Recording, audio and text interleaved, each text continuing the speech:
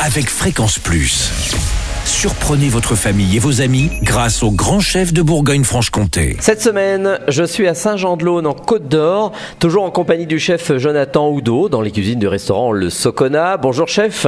Bonjour Charlie. Alors deuxième épisode et nous allons partir sur un œuf croustillant au vin rouge. Alors c'est une recette pour les gens qui feraient des plats en sauce en ce moment, parce que c'est un peu le cas, hein. On est en période de chasse, de gibier. Donc quand on fait un plat comme ça, on garde la sauce, on en garde un peu plus. Oui, c'est ça, tout à fait. Un peu dans le principe de l'œuf meurette, où à la base on faisait l'œuf meurette dans le reste de sauce du bœuf bourguignon. Ah, c'est ça la base, l'historique ? Normalement, oui. C'est bon, ça. alors un œuf croustillant, tout d'abord, l'œuf, on le choisit comment ? On prend un œuf plein air, parce qu'aujourd'hui, c'est vrai que c'est compliqué de trouver des œufs de ferme qui sont faits par des petits producteurs. Mais sinon, dans les grandes surfaces, vous avez des œufs plein air bio qui sont plutôt pas mal. Ou sinon, pour les gens qui sont dans le secteur de Dijon, vous avez les gens qui font les œufs à Gevrey-Chambertin.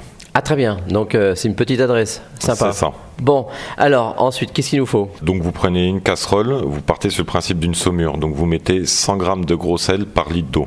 C'est ce qui permettra de pouvoir écailler les œufs plus facilement. Donc quand l'eau commence à bouillir, vous prenez des œufs que vous avez sortis 24 heures à l'avance, que vous allez plonger dans l'eau pendant 6 minutes.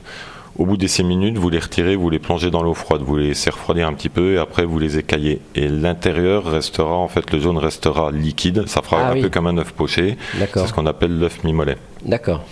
De là, vous allez les paner.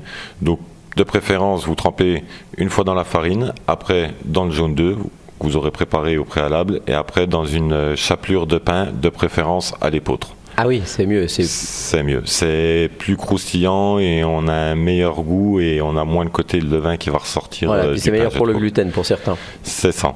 Et donc vous répétez l'opération 2 fois. Après vous laissez votre œuf reposer 2-3 minutes.